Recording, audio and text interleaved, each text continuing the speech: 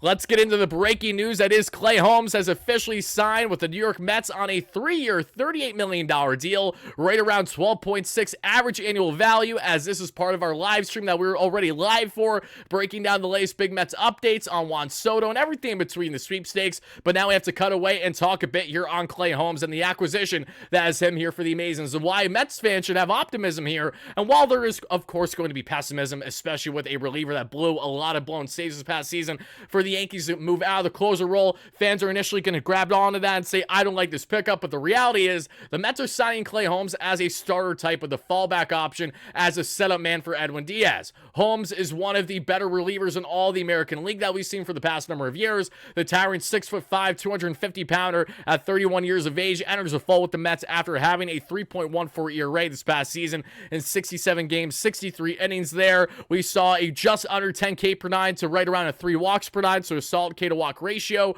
for Holmes. And now you were entering Clay Holmes, where if the Mets can stretch him as a starter, like what we saw with Ronaldo Lopez on an eerily similar contract. Just for some context, everybody, the Atlanta Braves, who have prided themselves in recent history on getting the best out of relievers turned starters, first started with Spencer Strider a couple seasons ago. Then this past year, they pick up Ronaldo Lopez on a 3-year, $30 million deal. The Mets now pick up Clay Holmes on a 3-year, $38 million deal and are hoping for similarity. Ronaldo Lopez was an ace caliber pitcher throughout the first half of the regular season before he dealt with ailment there for the Atlanta Braves. When we look at other starters that became a starter through being a reliever for a while, we look at, again, even former New York Yankee, in which Clay Holmes knows well, and Desi Driscoll, who is now the Mets assistant pitching coach that Clay Holmes actively worked with in 2024 and 2023 at minimum there with the Yanks and Desi.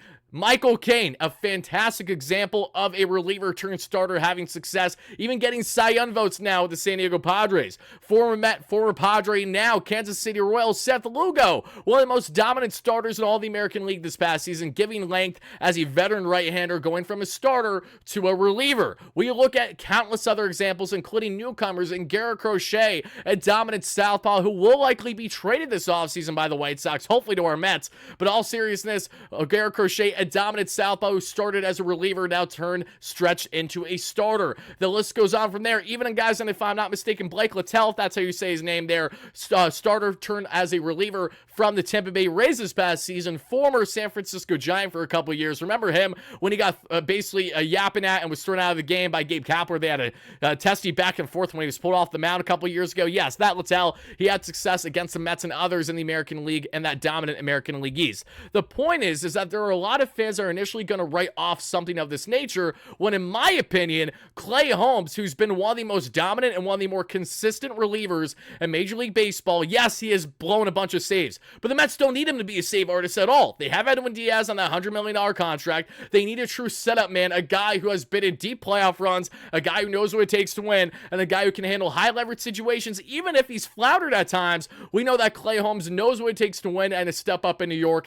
and now he has the prime opportunity to do exactly that. This time not in the Bronx with the Yankees and their fans, this time in Flushing, Queens, with former bench boss with the Yankees, Carlos Mendoza, recently lateral moved from the Yankees to the Mets there, and Desi Driscoll, or Drishel, however you pronounce his last name, our new Mets assistant pitching coach who works heavily on pitch shape. They're going to work tirelessly. That we're going to see with Clay Holmes this year, and I'm damn excited because he's got one of the best sinkers in the game. He's the only guy that is a right-hander at his size, at his frame, that has the kind of peripherals that he has with his sinker there that sits right around. We see 97 miles per hour. He's in the 88th percentile in fastball velocity this past season, Clay Holmes. He's in the 84th percentile in whip percentage, 67th percentile in K percentage, 84th in barrel percentage, 69th in hard hit percentage, 100th in ground ball percentage. Everyone's ground balling in the case of Clay Holmes here. 80th percentile in expected ERA, 86th percentile in break and run value. Fastball run value is in the 20th percentile, so some work there. But again, when you're a sinker, slider, sweeper guy, the triple S's, which we love to call them on the platform, that checks off every box for, yes, you guessed it, Germany Hefner, Desi, and yes, of course, Carlos Mendoza, David Stearns. We saw throughout David Stearns' first run with the Mets as Pobo, his first year, what did we see a lot of with relievers and even starters to a degree? A lot of guys had sinkers, they had splitties, they had sweeps, and that is exactly what you're getting here pretty much with a sinker, slider, sweepo trio there with the Mets and Clay Holmes. I love this. I want guys that not only want to play in New York, but want to be here. I want guys that want to be in Queens, obviously. I want guys that hopefully we can see the best out of now as a starter. Clay Holmes is only 31 years of age, and I have a great feeling that he's going to be stretched out as a quality starter for the Mets. And here's the thing, even if Clay Holmes went as a starter is more of a 5 and dive because maybe he really can't handle the length that's going to take to be a starter, which he hasn't been since his 2018 season with the Pittsburgh Pirates, like everyone else. I mean, Garrett Cole, Tyler Glass now, you name it, there's a lot of arms. Trevor Williams, former Mets legend, was a part of the mix there back in the day. But what you bring in Clay Holmes is a man who's looking to bounce back off of what was initially a dominant closer to them becoming a setup man in lesser leverage situations for the Yankees, losing the job to Luke Weaver. He's not getting a chance to really shake things up a bit, get back to being ready, and get back to hopefully now for the first time in his career being a successful starter. And the best part of it all, everybody, and this is why I have such little gripes with something like this for a guy that has right around a flat 3-year array over the past 4 years, is that if Clay Holmes does not succeed as a starter, if Clay Holmes does not look right in this position, that is perfectly fine. Why? Because the Mets can just opt to put him back in the bullpen where he's been dominating the past number of years, this time as Edwin Diaz's go-to setup man. So now this completely changes the complexion of the bullpen, and that in fact becomes the case with guys like Danilo Nunez, Jose Butto, etc. The Mets will have to defer to them less should Holmes become a reliever for the Mets at any point in the season. And if this really maxes out, if you really get the success level you're looking for, what does this mean? Clay Holmes becomes a formidable starter in this rotation for the Mets, neither a 5 or a 6 man, in which I do believe that to an extent they may stretch it to be a 6-man rotation, that being in Clay Holmes, mainly because of what we also saw with the peripherals and the numbers with Frankie Montas, who they officially signed to a deal today. They announced he had his presser, I should say, rather, and he's recruiting Sean Manaea that we spoke previously in our live stream on. Right now, the time of recording is 8:26 p.m. December 6th, everybody. I know we got some remarks I'm going to get into in a second, but I definitely want to know your continued thoughts. Molding Clay into a starter, thank you so much for the donation. I love the wordplay there. That was tremendous. Greg, thank you so much for the gifted membership. That's fantastic. Really appreciate the generosity there, my man. Seems like you're happy in Mets land with Clay Holmes. I also apologize if I missed anyone's comments or specifically donations prior. That is not intentional. Unfortunately, that happens at times, including Jason Busey earlier in the chat. Thank you so much for the $5 holla. I really appreciate that. But Clay Holmes now enters the fold for the Mets here. There's endless familiarity, crosstown rivals between the Yanks and the Mets with Mendoza, Desi, and everyone else in company. They lost Luis Severino. They gained Clay Holmes, so we live to see another day. And again, folks, the Mets are not done adding to their rotation. They're not done adding to pitching. They're going to make more inevitable pitching moves as soon as over the next 24 hours or so before we find out where Juan Soto lands. I'm inclined to believe this will probably be the last big move the Mets make until we find out what happens with Juan Soto. We also hope, obviously, that this is not the only former Yankee that lands in Queens at any point over the next 24, 48, 72 hours. Catch my drift? Clay has that familiarity this past season with Juan. Obviously, the blown saves weren't great, but he can say, Juan, I'm a starter now. You don't got to worry about that, all right? I'll be a 5 and dive. And even if the Mets go to Clay Holmes as, say, a 5 and dive pitcher, the reason why that doesn't concern me either, as of now at least, is that they're expected to add more depth in that area. If they land Mike Soroka, which they can utilize as a reliever or a starter, tremendous reliever numbers, horrendous starter numbers this past season, but can be worked on. He's only 27 years of age. That could be a pickup where you have them kind of back to back if you want to go about that. Should you want to see have those guys only pitch 4 or 5 innings because you really can't get more out of them. We'll find out how the Mets go about Holmes come spring training there as we get to February. But in the interim, welcome to Queens, Clay Holmes. We were happy to have you here.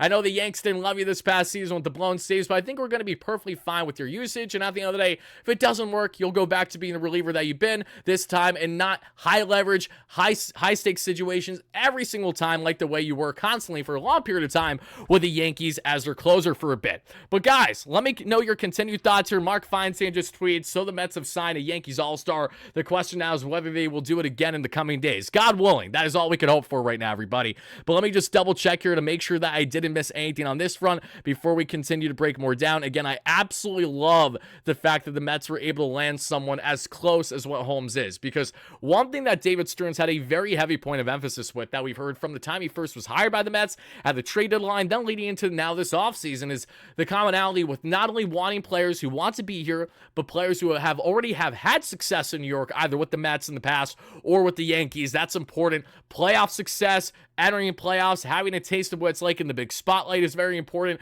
and also having guys that are willing to adapt, willing to adjust, and also a strong personality that is not going to go against what the clubhouse are currently building there for the Mets for 2025. Holmes checks off literally every single box that they are looking for, and I have to give Clay Holmes a lot of credit as well. We know that he's been dominating overall for the Yankees the past couple years, but we have seen this continued story with some guys getting traded, especially from the Pittsburgh Pirates, and say Jameson Taillon, for example, where they have some success there in the Bronx, and then they want nothing to do in New York again. You know, they're less inclined to come back to New York. They rather smaller markets. I give a lot of props to Clay Holmes, a lot of cojones to be staying here in New York, where the big market's going to be big, the media is going to be insane, especially, God willing, if the Mets can go and land his former teammate from the 2024 season, everybody. Let me double check to make sure that I didn't miss anything here. I don't believe that I did, everybody. So yes, you have the sinker, the slider, and the sweeper, which is all fascinating. I do have some more notes they actually want to share here on Holmes when it comes to his sinker in particular.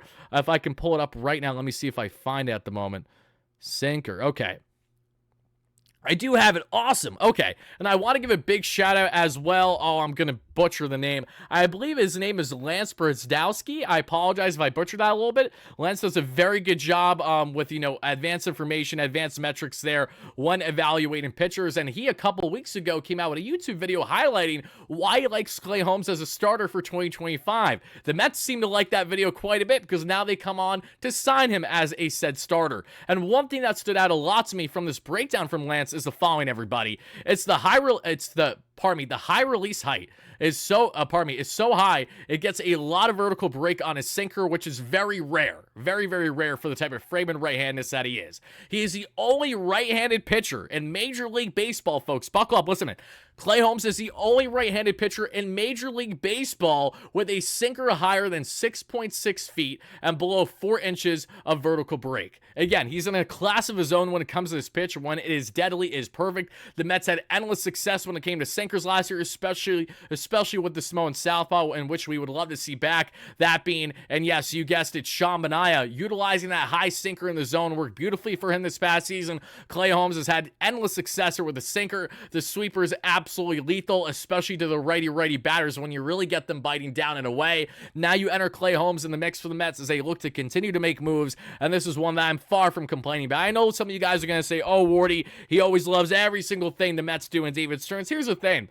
I have not really been opposed much of what David Stearns has done so far, and I feel like I deserve some credit for that considering the Mets went 2 games shy of a World Series this past year, in which David Stearns has had his hands on a lot of making that happen. The same way David Stearns is going to have his hands on a lot of what the 2025 Mets are going to be and going forward, and Carlos Mendoza. So I'm really in a comfort level when it comes to Stearns, and I have a trust level in him and Mendoza that not only after year one, but just the optimism level I think should stay consistent. I'm not going to come out here overly pessimistic. Even guys from Frankie Montas, who you think is an overpay at 17 mil AAV, seeing Severino at 22 plus mil AAV, when Montas is projected to have a better season in 2025 than Severino has him now. That's correct per Fangraphs. And should that hold true, who's complaining? No one's complaining. I think David Stearns is going to continue to prove his ability to absolutely take advantage of winning in the margins. Not that he's trying to purposely penny pinch, but rather getting the best out of guys on true value versus constantly overpaying for every guy just to have them come into Flushing, Queens